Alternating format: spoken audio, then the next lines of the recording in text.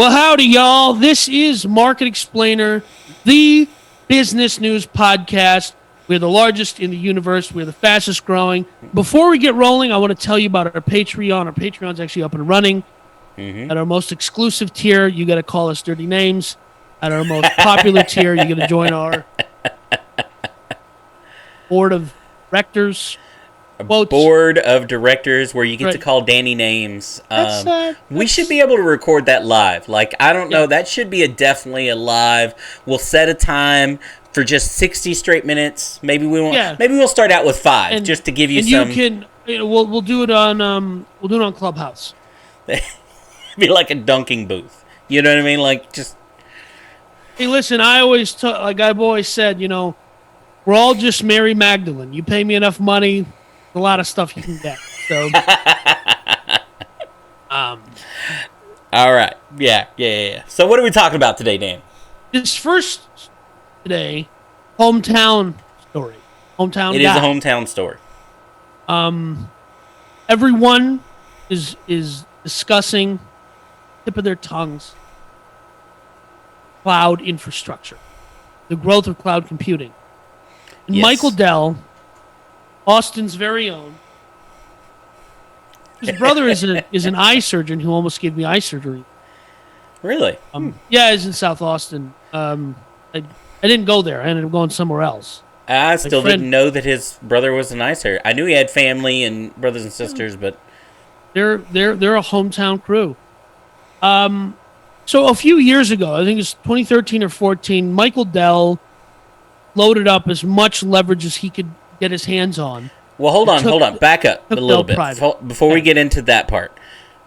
We chose to do this because of an article that came out in Fortune, right? Forbes, about Michael Dell. And the reason I say back up a little bit is because in this article, one of my favorite things about the article is, like most interviews, they sit down and they talk about not that first. They talk about the person. And like the very first thing, obviously with where we are in the world in August and that Branson and Jeff Bezos just shot themselves into orbit and whatever, they kind of asked Michael Dell about it because Michael Dell, people don't realize, is part of that club without being as out in the world, right, as everybody else. No pun intended. But his first thing is he takes a shot at Jeff Bezos like, no, I'm perfectly happy staying on Earth versus other slightly above Earth, like for $3 billion or whatever it costs. Yeah, just out of nowhere. You know what I mean? Like so. Basically, the subject for this first segment is we're really just talking about how Michael Dell turned not only his personal fortune in 10x in a matter of a few years, right? It's easy to go from 4 to not 40. Once but twice. I mean, He did this. If you don't know Michael Dell's story, and if you don't mind me really quickly telling it before we get into what this is, actually his second time of what we talk about on this show all the time about innovation, pivoting, understanding timing, and that kind of stuff. Michael Dell went to University of Texas in Austin, right? Correct. Smart kid, not an Elon Musk, not a Bill Gates, so not a geek, not a nerd, not a IQ out of, this planet. He was really good though, for whatever reason. This is one of those kids like a who's the guy that wrote Rich Dad Poor Dad? Robert Kiyosaki. Like, just at a very young age was able to identify, here's something that I can do to make money, right? Right. So when I didn't know all this stuff about Michael Dell until I read the article. And after reading the article, my first instinct was to say, oh, this guy's more of a hustler than he is 100% like a computer guy, right? Computers were just a byproduct of what he figured out, right? And if you go and you read the story, it tells the story about, essentially him selling computer components at University of Texas here in Austin. And once that made something like, I don't know, a couple $1 million in one, quarter or something like that. I think in 1 month he made $80,000 and that's when he dropped out. And he was like, why am I going to go get a whatever degree here at University of Texas if I can just make $80,000 a month, right, selling computer parts? And then he, lit off on his dream to sell, put the computers together for the world. But I mean, this guy, when you say hustle, this guy was taking over the phone orders, fill out this form and mail it to me orders, building the computers himself, and then mailing them the computers to them. Like, this is what the guy was doing. And then all of a sudden he went from $80,000 a month to a couple of $1 million a year, right. And so on and so forth. He pioneered that entire business model, right? Well, absolutely. Which so many companies have, and God bless them, so many companies came after him and said, we can do that, right? Because he understood, I think, like, I don't know what his psychology was back then or strategy was back then, but it probably was, I'm not going to go buy a bunch of components if I don't know what the market wants. I'll just ask them what they want. Novel concept. This is a lot of people, and again, living in Austin the way I do, and I actually temped at Dell 20 years ago, part-time, because they paid a crap load of money for salespeople. If you hit your bonuses, you could make a junk ton of money. And I did consistently, because I knew about, technology and blah, blah, blah. Point is... Back then. The point is he gets a lot of crap because of this business model. Look, his business model is the opposite of a lot of business models. He is a very shrewd businessman. This guy knows his money. It causes him to be portrayed on and off throughout the years as a kind of a heartless businessman, right? A shrewd businessman. Which I love, which I appreciate. His business model, like you said, of non-inventory to build these computers and stuff like that, he pushed this off on his suppliers, and he's put suppliers out of business on how much he leverages against his suppliers to get a better deal, to improve profit margins. When I worked there, one of the craziest things you could see, and this is how shrewd he is, he actually has, and I'm sure they still use this type of software today, when you call Dell, whether it's on the business side or the personal side, that person talking to you, every component that goes in a computer has a price that salesperson can see plus or minus. Right, yeah. Right? So, not only on your side, but their bonus side. Does that make sense? Right, so, not only is this making Dell a profit of $20, but what that profit then turns into your bonus. What you get credit for. So when you're building a computer and you know a lot about computers, and you're talking to somebody and you say, hey, you really need to upgrade your RAM because you're telling me you're going to be editing photos or whatever, right.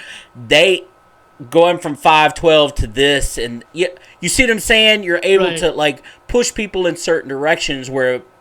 Go ahead. No, I was just going to say, Dell could have easily been BlackBerry, Palm, Compaq. Absolutely. I mean, they could have easily fell by the wayside and not mattered going forward. But Michael, that's what everybody thought was going to happen, by the way. In the late 2000s, a lot of people thought Dell, and that's where we come to this article and what they're referring to, is in the late 2000s, everybody thought Dell was going to die. Right. Because computers were coming way down in price because HP, Gateway, all these other people had pushed into the marketplace. And pushed the prices so low. And technology as a whole was coming down, though. Building the computer components and all that stuff. Right, and then, there was a huge shift to what happened where the mobile market, where people started using iPhones, which for a lot of people was their gateway to starting to use Apple products. And people started craving premium technology because the kind of appliance aspect of technology, because tech was just a side thing for the majority of people's lives until very recently in human history was tech. This is how we exist, right? We exist in our machines. Well, the first iPhone didn't come out till 2007? You know what I mean? And so you figure, like you just said, and then you liken that to computers like Dell, HP, Gateway, these big manufacturers of computers were selling technology that was years old, right? Because they weren't giving you weren't calling up Dell and buying the processor that was just created 6 months ago. Of course not. It was inexpensive. It was years old technology, but then iPhones came out. And more of the phones came out, and the computer systems are what chipset has come out in the last year. And I think what happened is, for a lot of people, Apple just felt like they were from the future. Now, if you walk into an Apple store and like they're a commodity now, if you like I use Windows and Android, Apple feels ancient. It feels old because it's all just it's warmed over. But Well, reality Mac, of that's the only way Mac survived. Honestly, Yeah. this is go back and look at iPhone, Mac, Apple history. was the Mac iPad only survived in higher education. right, If you went to at school, higher education for engineering or Right. CAD design, whatever, you were required to buy a Mac right. because Dell, your normal Windows programming didn't run what they needed it to do. Yeah, Right? and now that's not true because I know a lot of people in all sorts of graphical whether it's CAD. I do graphic design work. I have a handful of different softwares. I started on a Mac when I got into graphic design. That was one of the few people in like 2010. I was like, I'm not using this garbage anymore. I want faster processors. I Yeah. want customization. So I went back to P. But what the story is about is how this guy turned this thing around, and he foresaw the rise in cloud computing and how AI and how driverless cars, how that technology was so much. People love to talk about cloud. They say Google, Microsoft, and Amazon. But Dell currently is the Dell EMC and VMware, which is owned by Dell, which is I think going to be spun off into a public company sooner or later. It is. Which Dell Technologies is no longer Dell Computers, is Dell Technologies. They have the market share. They're not a joke. Well, and data storage, right? Yeah. So he's leading it in both. He recognized several years ago, about 9 years ago, everybody thought he was crazy, right? Michael Dell went public, took Dell public in the mid 2000s, right? Yeah. The company started. He lost he lost controlling interest in the company when he went public. Of course, yeah. I think based on that controlling interest, at least here in Austin at the time, the idea was Michael Dell built a company, and he did what everybody that does a build a company do. They sold out the majority stake, and then they're just riding it out, right? I'm a rich person riding it out. Yeah. The story went, at least here in Austin, is that when the company started tanking, he didn't like the fact that his name was on the box. Right. And it started failing, and he couldn't deal with that failure.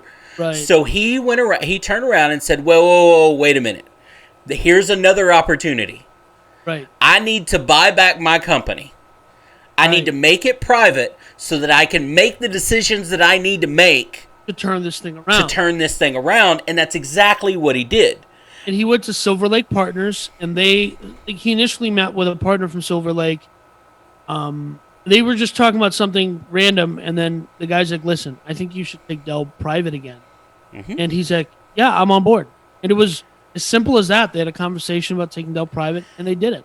If you look at this timeline, it's much like, again, Robert Kiyosaki and a lot of these other billionaires. If you look at this timeline, you'll find out that one thing I like about certain books, especially self-help books and business or whatever, you learn that a lot of these really, really rich people, a lot of these really big money-making people gained that money, that opportunity through conversations, right? So this guy, Michael Dell... You know a guy somewhere, and there was a whole bunch of people during the process of these meetings that could have told Michael Dell no because they didn't know who he was or didn't know who he was working with or whatever. He goes in and just pitches this, hey, I want to take this public company private, and then I want to leverage myself to the hilt buying another company because I think it's going to be the future. Most people would go, you're stupid. You're insane. Computers are a dying market, right? Right.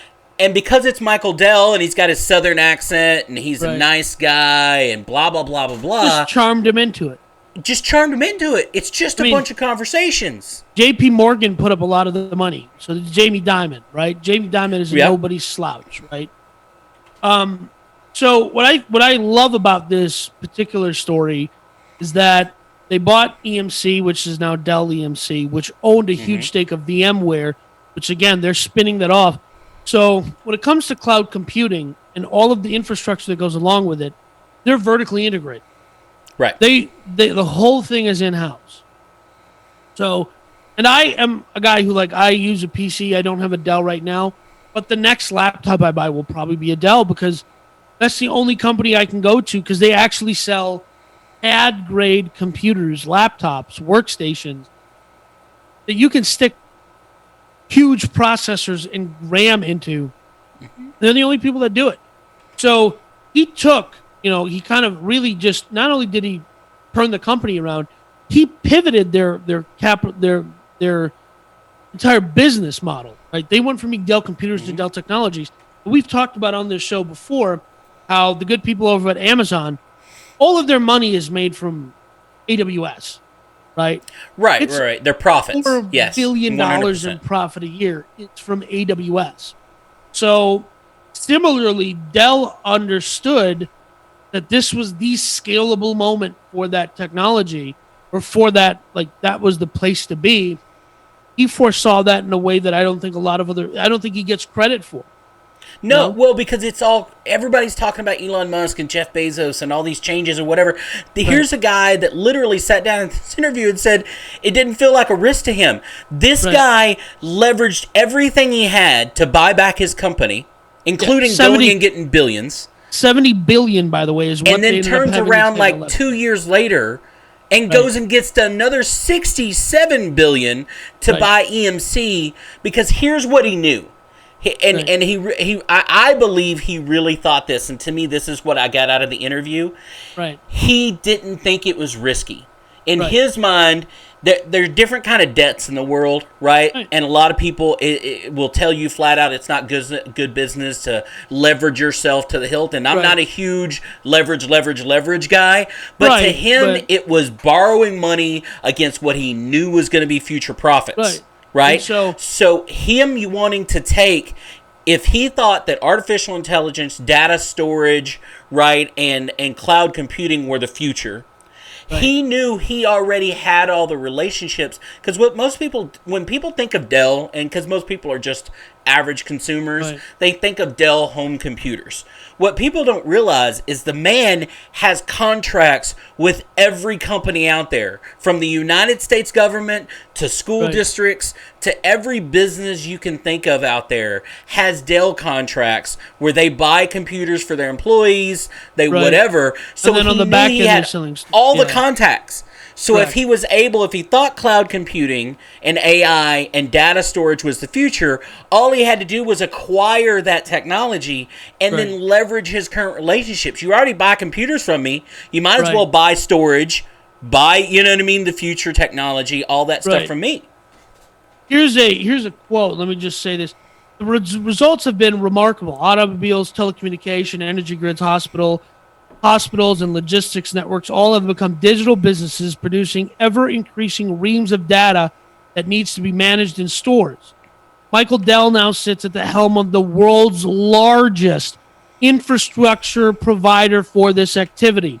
The amount of data being created in the world is astounding. It's doubling every 7 or 8 months. What that means is, as everything becomes digital, that's the world we continue to live in. The volume of existing data that goes digital, combined with the volume of data being created, it's doubling. The volume of data at whole is doubling every 7 months. And that's only going to accelerate, you think, with driverless cars, with everything going.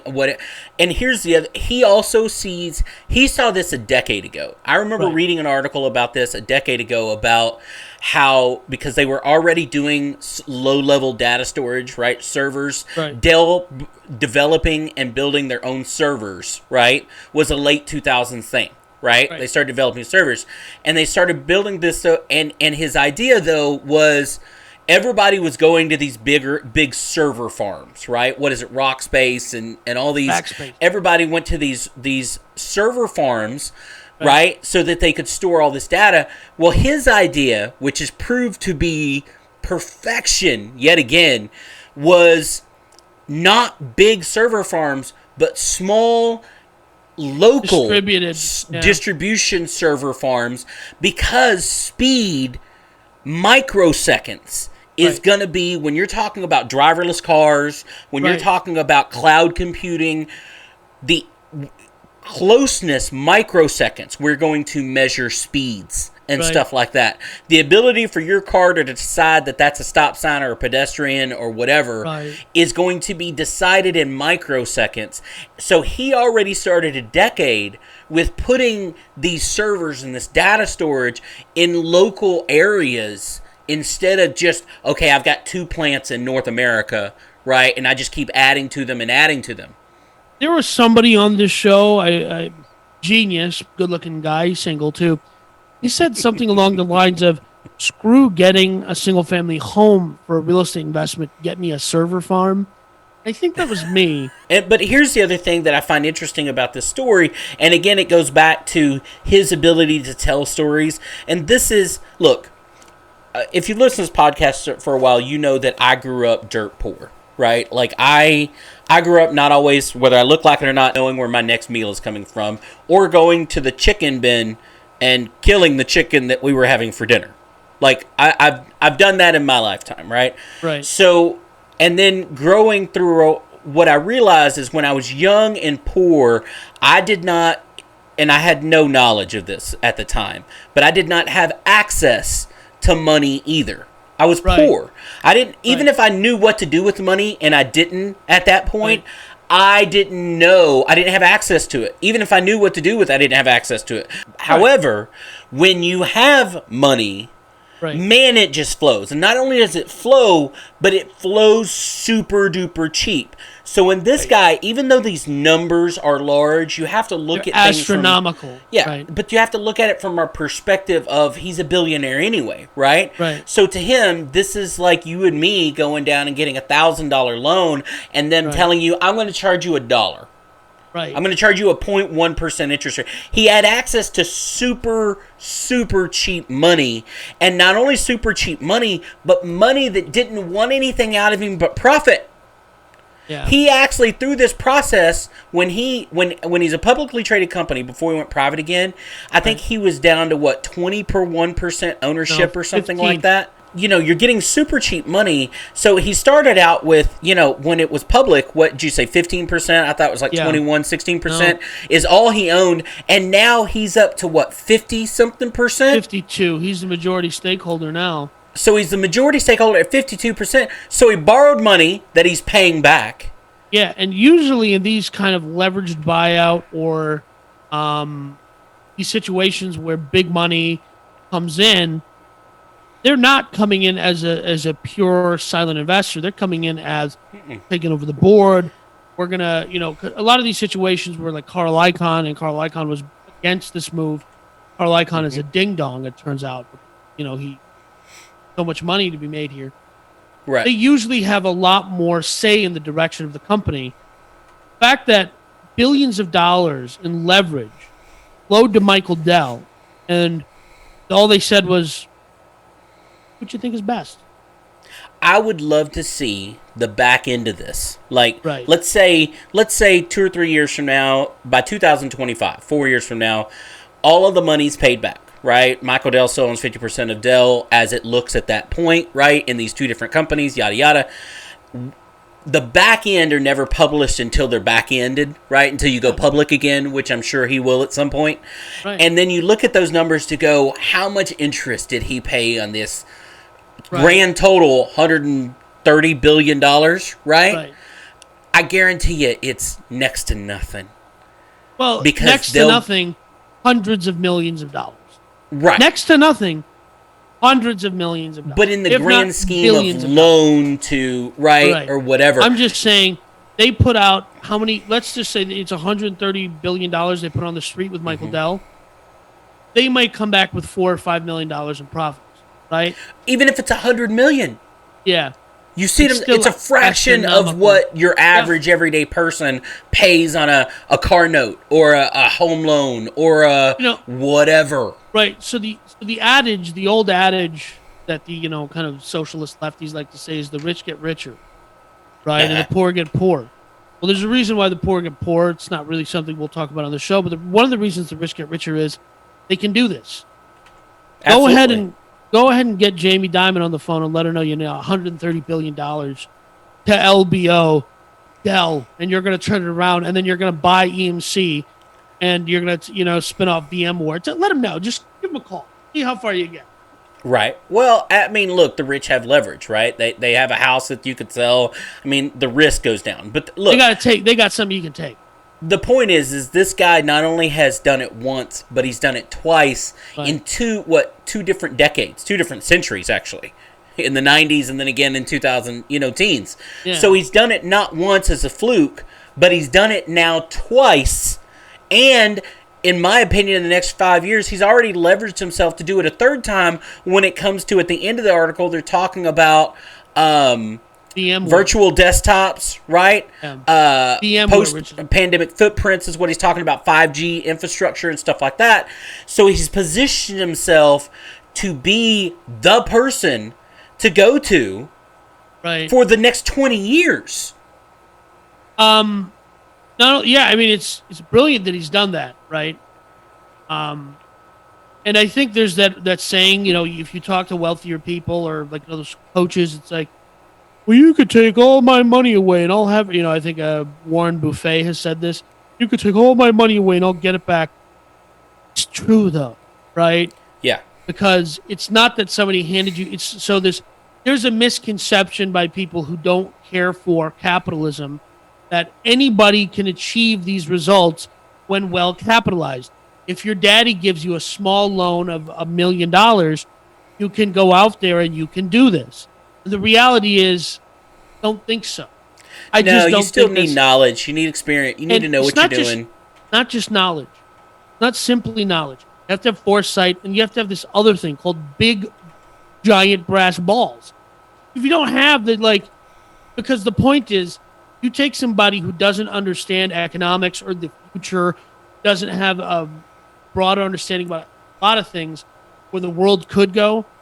Their opinion, well, I'll just take this $1 billion and I'll conservatively put it into the bank or the stock market. They wouldn't think, don't go get $1 billion, go get 13 times that. Sorry, 130 times that. And buy this and then do that. That's not a process that they're thinking about because they lack understanding. So it's not simply just knowledge that you're going to go read in a book. It's innovation. We have a Market Explainer podcast. Can we create an annual Brass Balls Award? Right? Yes. Like, can I send Michael Dell the Brass Balls Award? Yes. Anybody that can just go, hey, you don't understand this right now, right? Like he had to stand in a room with a whole bunch of investors, right? Even though he was Michael Dell, right? Asked for $60 billion, right? For something that I guarantee you, no one in the room knew what he was talking about. They didn't have a clue. Right? And ask them for $60 billion and then get it. Right. Right? And so that is like you said. But again, he understood it. But the question always becomes, does he? Right? If you're that investor, right? Does he actually know what he's doing? So that as you quite eloquently put it, brass balls. Right. Big old brass cojones, my friend. Listen, we would call that, like Mr. Wonderful from Shark Tank. And we're going to talk about Shark Tank a little bit in the episode. Mm-hmm. He said, I want my money to come back with friends. And that's what, you sent out your kids and they came back with friends, man. So I think he did well for his investors. I think this guy really, listen, again, he pivoted the company from being a, not just public company to private, but he pivoted the business from being a commercial seller of hardware, and to being, kind of the go-to consumer hardware laptop, to being, they sell laptops, right? Because they're already buying so much component wear and all this other stuff for their infrastructure. They have the vertical integration to do it. It makes sense. Like, it's a side business, though. And although, doesn't stop, he'll never stop doing that. Yeah. He has mastered the Ford machinery, right? Yes. The Ford assembly line of making computers better, stronger, faster, cheaper. The business that made Michael Dell a household name that put him in a room with Jamie Dimon and all these other billionaires and people giving him money and Silver Lake Partners and all this other stuff. That name, that business, is an afterthought to his existing portfolio of virtual machines and data storage. That's insane to think about, though. And he'll continue to do that. Right. Because Compaq is dead, Gateway gone, eMachine, all of these companies. I can start listing all the companies that you, at some point in time, in IBM ThinkPad, which is now Lenovo, which is a Chinese company, I can list off of the laptops that Sony got out of the business, right? We can sit here and list off for days companies that got into PC component hardware business, got out and couldn't survive. Michael Dell didn't just survive, took that business and made it an afterthought to a multi-billion-dollar portfolio, and in his, just retired, probably sitting at a massive compound somewhere in Lakeway, smoking a cigar, and goes, I guess I'll just go from $4 billion in personal net worth to $40 billion. Yes. In a matter of no time. And listen, $4 billion is nothing to see. It's still private jets, massive yachts. Yes. It is $4 billion is enough for you to sit around and do nothing forever. Like nothing for your kids to develop a pixie dust habit that no one, it won't even make a ding, okay? I didn't realize it until and I read this as part of the article, but it never occurred to me, and maybe it's because Michael Dell, Jeff Bezos, Elon Musk, we've talked about these guys on here a bunch of times on this podcast because they're constantly in the news. Yeah. Michael Dell very rarely is in the news or whatever, but if you think about it, he's the last man standing of the original technology guard. Right? He came up at the same time as Bill Gates. He came up at the same time as whatever the Apple guy's name is, right? Steve Jobs. He came up at the same time as them. Right. He's the only one still working, though. Right. All of them have gone on to their philanthropic or their, whatever jobs or whatever. He's the only one still going, though. Yeah. Yeah, and he's younger than a lot of those guys. He's 56, right? But again, it doesn't matter, though. He's still working. Not only is he still working, he's still working on his original project. Right, his original company that bears his name. There's a funny video somewhere. There's a spoof video. I don't know if College Humor or somebody. They made a spoof trailer about the Michael Dell movie. Because, does College Humor still exist? No, College Humor is a great website for funny stuff before Reddit, before TikTok, before whatever. They're basically out of business, but they made if I can find it, I'll put it in the description, or it could be Funny or Die, too. What I think is hilarious, it's just like, how they made that movie they made 4 movies about Believe Jobs, or whatever the Apple guy is. And they made, and this was just like, all right, now move the E sideways. That's the logo. It was really funny. But, exactly. Let's just close with this. You're a big man. You're, 50, whatever. You're 49 years old. You got $4 billion off of big man computers. Uh-huh. Are you bothering to do anything with are you picking up your phone and going, I'll buy the company out of the public, and then we'll leverage ourselves to the hills, or are you just, I'm on vacation? Are you and Mrs. the Big Man just me like Michael Dell? I will work forever, right? So I agree with him. That's part of the article here. Is they ask him look, are you going to check out at some point and just go do the Bill Gates thing, go do the whatever? And look, him and his wife here in Austin, they own Dell Children. They built Dell Children's Hospital here in Austin. Yeah. They are big philanthropic. Not only from a kid standpoint, their think tank for bringing technology to Texas is one of the biggest in the United States. It's one of the reasons that technology has been coming here for 20 years is because they invest directly in a think tank of some sort to help technologies here in Austin, Texas, and stuff like that. So they do these things, but Michael Dell, it seems like, at least according to this article, they asked him point blank, look, are you going to do this, go public again, and then go right off into the sunset? And he's like, look, I just don't think that's me. He's like, I think I'd be bored, I'd get lonely. He's like, I'd be depressed, right? His exact words were something along the lines of, well, my twins are off to college, so there's really nothing to do at the house anymore. Well, so to me, the same thing. Right. Let me You tell know you what I mean? something. So not 4 billion, not 1 billion, 100 million. I can figure out how to use up the time. all I'm saying is you're going to continue to do this podcast contractually, regardless of your net worth. You keep adding things to the contract. I'm going to add that to the contract. Regardless of either our net worths, you'll continue to do this podcast for we'll see about 2 that. hours a week. So.